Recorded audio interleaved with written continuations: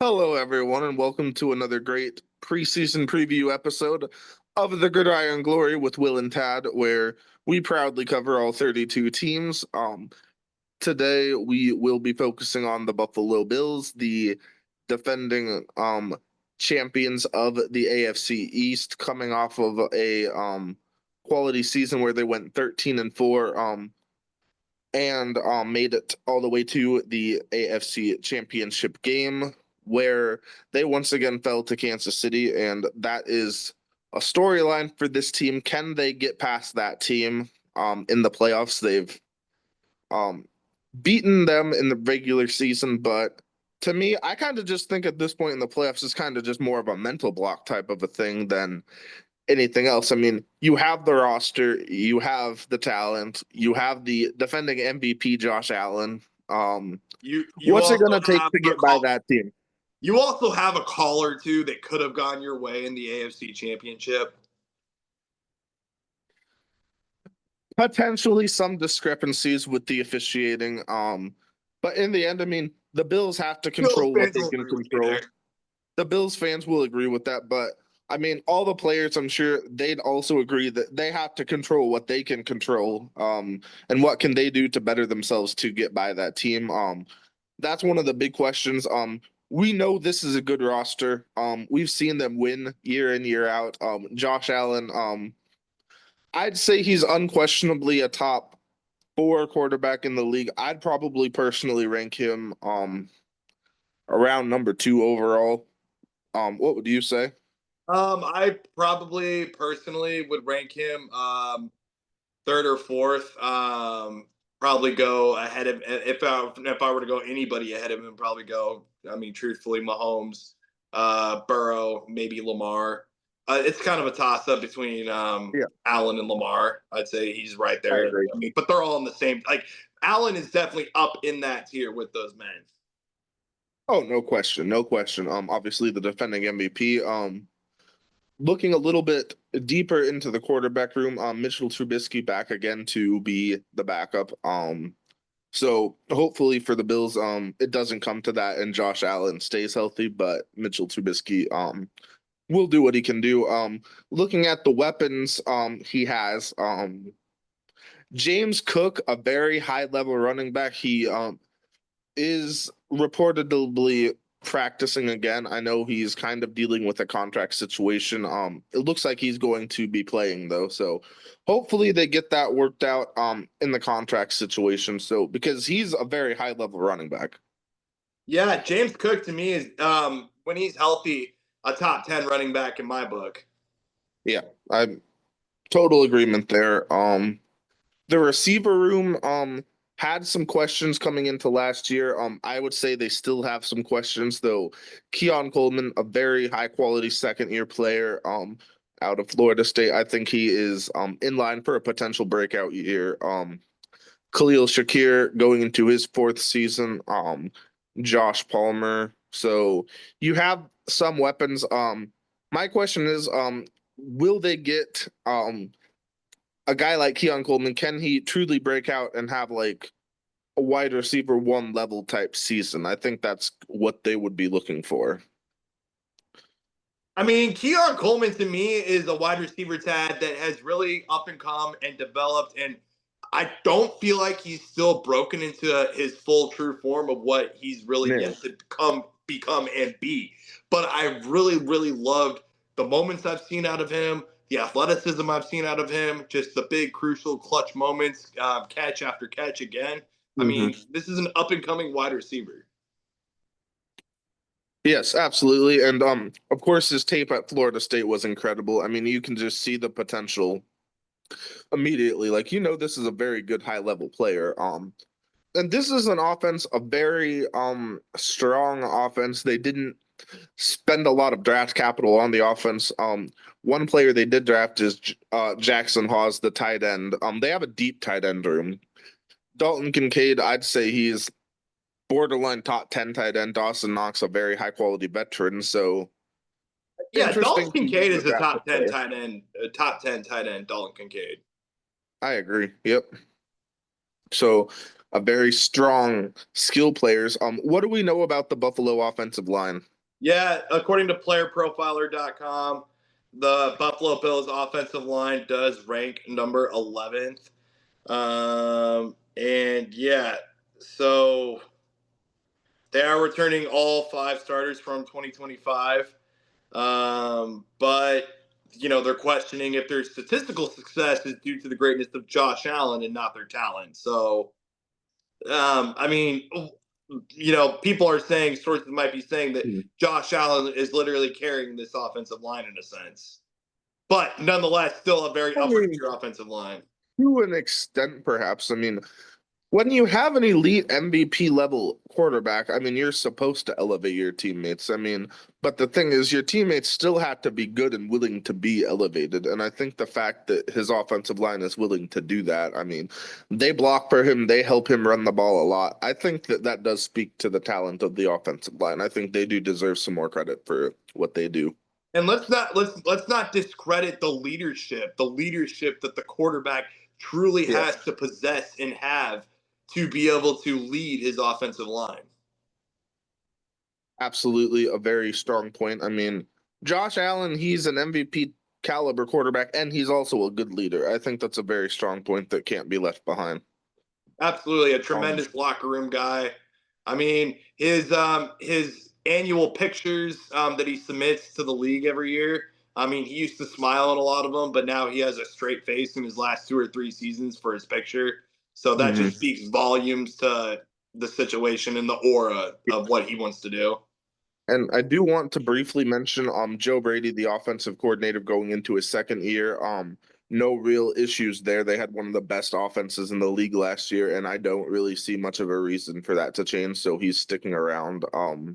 Yeah, Now you we're hated gonna to see Ken Dorsey's firing, but yeah.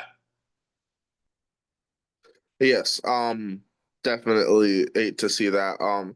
Shifting gears, looking a bit more at the defense. I mean, definitely some interesting players here. You got a lot of good veterans, guys like Joey Bosa, Daquan Jones, Matt Milano, Tre'Davious White has he's in a heavy battle for the starting cornerback spot with first round draft picks Maxwell Harrison out of Kentucky. So that's a big camp battle there. What's your take on that between Tre'Davious White and Maxwell Harrison? Boy, that's gonna be tough. I mean, those two are competitors. Those two are incredible players. So, I mean, I definitely expect both of them to bring a high level of competitiveness to this team. So that'll be Mhm. very interesting to see how that goes. I'm also very surprised that Damar Hamlin is not ranked as a starter. Yeah, I mean that just speaks to the depth of the Miami secondary. I'm sorry, the Buffalo secondary. Get my teams right. Cole Bishop, the second year player. I mean, that's a big role for him to move up there. Out of Utah, their second round draft pick a season ago. So, I mean, there's going to be a lot of battling there. It looks like throughout the year, and I mean, you got to think that guys like Harrison, Hamlin, even if they're not starters, I mean, they'll get a lot of playing time. I mean, they'll have a lot of opportunities. So a very deep secondary, probably the strength of the team at this point, I'd say. I mean, on defense at least. I'd have to disagree. I mean, well, I mean, unless you're talking about specifically secondary, but overall, I would say bringing in Joey Bosa was probably the biggest thing for this defense. As a unit, I meant. Yeah, yeah. Oh, as a unit, my apologies on that, Tad. As a unit, they Mhm. did rank 12th overall, giving up 21.6 points per game. So they'll be looking to improve a little bit from that. And yeah, Bobby Babich is going to be their defensive coordinator. So he's got a tremendous role to serve. Mhm. He was promoted to the position. He was previously the team's linebackers coach. So Okay, a big interesting promotion there. for Bobby Babich there for him. Yeah, Uh, I think this is going to be a very strong defense. Very yeah, deep. I I do mean, too. guys like Ed Oliver on the defensive line, Daquan Jones, obviously a seasoned veteran there. Greg Rousseau, AJ Epinesa, even. I mean, just a lot of guys you can go back and forth on. Oh, absolutely. I mean, this defense is absolutely loaded. So, I'm really looking forward to seeing what they can bring. But once again, Tad, once again, I mean, it bears repetition. It's all beautiful. It's all great. It's all grand. Can it beat that one Yeah. franchise in the playoffs? And I It mean, looks like, don't get me wrong. It's not like even against Baltimore that you had a cakewalk against them either. I mean, they almost came back in that playoff game. So, I mean, but you were one or two calls. My opinion, my personal opinion is you were one or two calls away from the Super Bowl. So, or yeah, I mean, and one we or know this was a talented roster, and I mean, I think the strategy they took, which put a lot of draft capital onto the defense. I mean, their first five picks in the draft were all defense. Harrison, the cornerback, TJ Sanders, the defensive tackle. Those were the two main ones. But I mean, this defense got better, and it seems like that's the way they're trying to compete with Kansas City and the rest of the AFC. Yeah, and you're gonna need to. You're gonna need to keep your foot on the gas if you're Buffalo, but that gas will run out eventually. So you got to make the most of it. You got to Yeah. go in. You got to win that Lombardi Trophy. Yeah. And Bills Mafia, I mean, they definitely want to see it. I mean, they definitely want to live up to their name and have a ring to kiss, as Tom Brady would say. Mhm. Yeah. Um, Definitely. Looking a bit at their at their special teams. Special teams. Tyler Bass, I mean, he's their kicker. He's had some ups and downs. He's had some big misses in key moments. He's had some big makes in key moments. So can he kind of, in a way, he's been 24 out of 29 the last 2 years. Can he rebound and make a big kick when they need it? I think that's a big question mark. And I think he'll be up to the task. Brad Robbins, the third year punter, he'll do fine. Brandon Codrington, a solid returner, and But now the one thing that matters the most.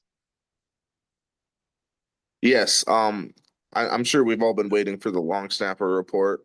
So this is the time to really focus and pay attention here. Reed Ferguson, the Buffalo Bills long snapper, number 69, a big player there, out of LSU. He signed as an undrafted free agent, of course, in 2016 with Buffalo, and he has stuck around with them since then. In fact, he is their longest tenured player um, on the team. So this is a very tenured player. He's a seasoned veteran, and this is a type of player that, I mean, he's been through it all. I mean, him and Josh Allen, they've been through all of this together, and he would love nothing more than to be on the team that finally breaks through and gets to the Super Bowl. Yeah, yeah. Look no further than Reed Ferguson. So, yeah, Buffalo. You know, stay faithful, Bills Mafia. Stay faithful. You have every Um, reason to. Looking at a record prediction, I would say I think this is going to be a team that they're going to win a lot of regular season games. I mean, they generally do. They're a very talented team. They do have to contend with a first place schedule as usual, but I see this being a team that should win, I don't know, 11 to 14. Um, I, but bigger question: do they upgrade or downgrade from their record last year of? Yeah, yeah. Last year, Buffalo, they went 13-4. I think they're around the same spot.